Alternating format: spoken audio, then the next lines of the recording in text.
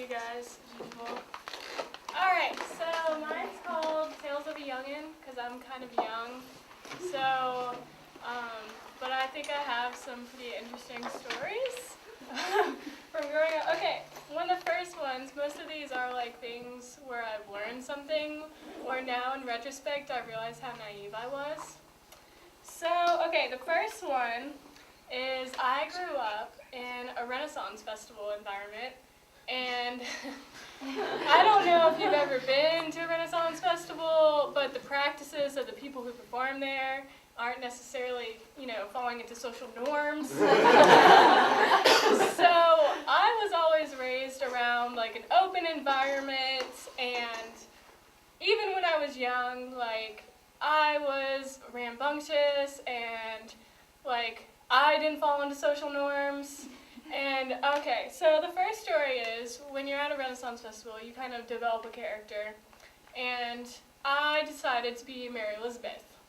And this had various characters, like the same name, but one year I was an orphan, and then the other I was royalty, so it really never fit in. But one year, I decided to do a rock show.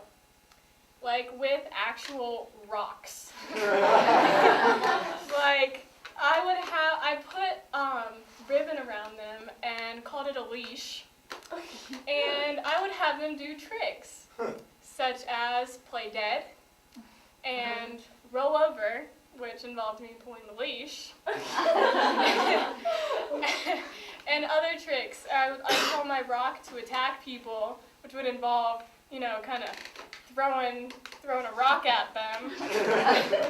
So I now realize that, wow, I even managed to, people tipped me for this show. I don't know why, because I was blonde hair and blue-eyed and 7 or 8. But now in retrospect I realize, wow, I was a really creative 8-year-old.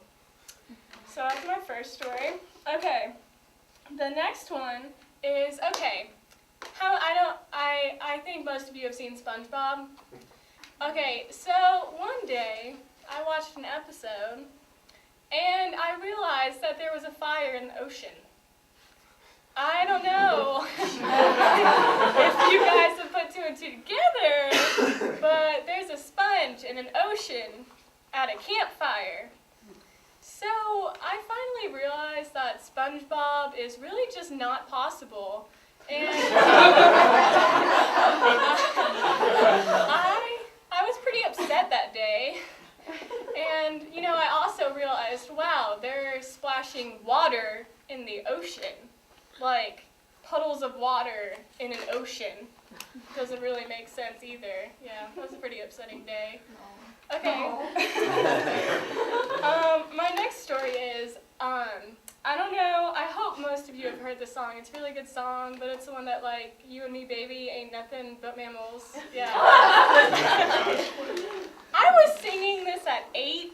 Because, my mom liked alternative music, and she listened to it anyway. I didn't really know what it was about. And finally, when my mom realized that I was singing the lyrics, she was a little upset, especially when I started singing them in public places. Oh. Yeah, that was awkward. So yeah, I learned, don't sing songs if you don't know what they mean. I kind of learned it that day. Okay, so another experience I had, this was when I was like 14. Okay, this will be my last story. So, I go to a club. It's a teenage club. Like, you have to be 18 and under to go, but you have to be in high school to go. So it's just like this awkward social grouping of, there's the gangster people over here, and then it's at Bar Charlotte, and so there's like little hoes actually on the bar, like dancing on the poles.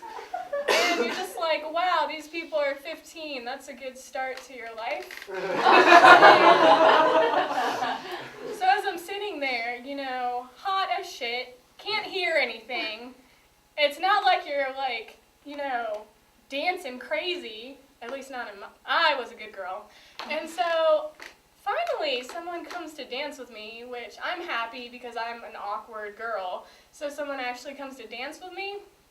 Yeah, at the end of this dance, there are sweat marks where his hands were, and my money is wet inside my pocket. I have learned when I go to a club, his hands are not going to be on me, and I think I'm just going to dance with girls. Not like